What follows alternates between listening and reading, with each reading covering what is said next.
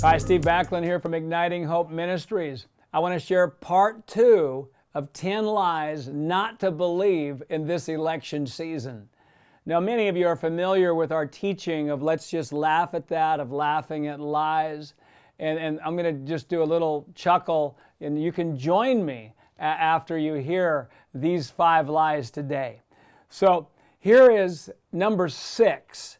Lie number 6, not to believe in this election season, is this: my prayers are not working.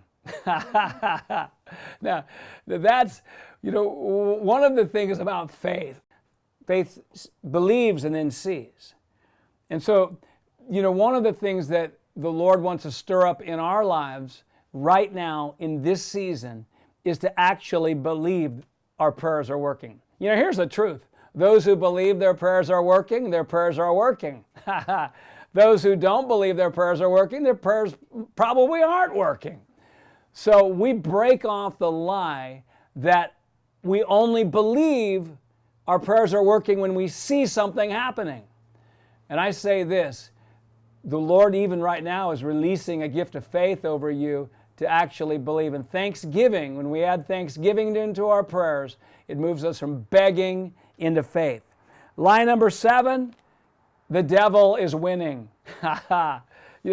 Jesus gave a great prophetic word in Matthew 16 when he said, the gates of hell will not prevail against the church.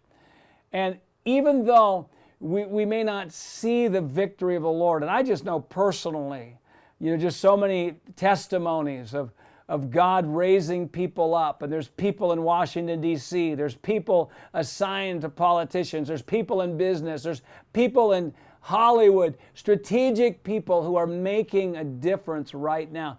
It's a lie to believe the devil is winning. How can we believe the devil is winning when Jesus defeated him on the cross? And so we just release the truth over there that we're more than conquerors, and Jesus is building his church, and the gates of hell will not prevail.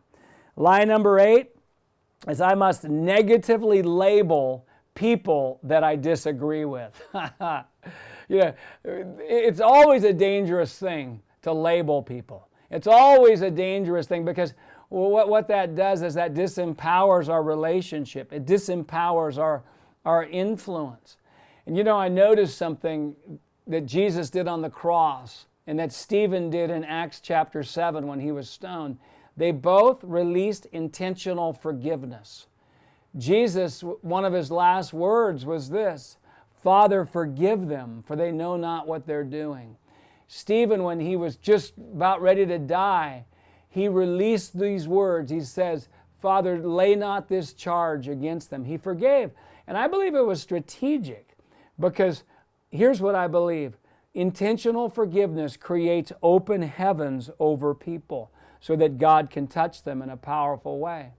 Certainly after Jesus forgave, the day of Pentecost came very soon after, and I believe many of the people who were touched in Pentecost were people who heard those words, and then 3,000 were saved as a result.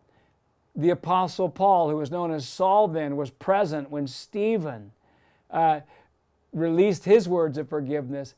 And we could disagree with Saul. He was killing people, but forgiveness was released and he became a great leader. So we choose not to negatively label. Yes, at times we'll need to stand and we'll need to say, hey, that's wrong, I don't agree with that. But let's not label people. And here's lie number 9, not to believe this election season. My words are not powerful. That's so funny. One of the things that influencers know, true influencers know, their words are powerful. It says in Proverbs 18:21, death and life is in the power of the tongue, and those who love it will eat its fruit. We must refrain from speaking death during this season and speak life. The future is in the mouths of intentional speakers. And the last lie is this: one person can't make a difference. One person. Sometimes when we see all of this happening around us, we feel like we're a victim. We're a victim of everything going on. We can't make a difference. Listen, you're not a victim. I'm not a victim. We can't be a great influencer if we embrace victim mentalities. You know, Gideon in Judges 6 in the Bible, it was a very dark time for the nation of Israel. The Midianites were oppressing the Israelites. Things seemed to be getting worse. Gideon was hiding. He was hiding in a wine press, threshing wheat, and trying to make sure his wheat didn't get stolen. So his goal was, I'm going to try to keep things from getting worse. I'm going to try to protect what I have and not lose anything else. But here's what happened. An angel of the Lord appeared to him, told him who he really was. He didn't believe it at first. He said, it can't be true because all this bad stuff's happening around me. But finally he believed it. He rose up. Isaiah 60 says, arise and shine, for your light has come. Deep darkness has come upon the face of the earth. Listen, there's no convenient time to arise. There's always a reason why now's not a good time to arise, because all the darkness. Gideon arose, and because he did, he saved his nation. And so we just refuse to believe the lie that one person can't make a difference, because we can. And I just release breakthrough over you, breakthrough in your beliefs, breakthrough in how you see things. You know, Joshua and Caleb in Numbers 13, they saw something different. Moses sends out 12 spies to check out the promised land. They broke up into two groups of people. They saw the exact same set of circumstances, put a different conclusion on what they saw. And I believe you're a Joshua and Caleb leader and influencer right now. So 10 lies not to believe. Hey, we at Igniting Hope are committed to see hope grow in your life, because your hope level determines your influence level. God bless you.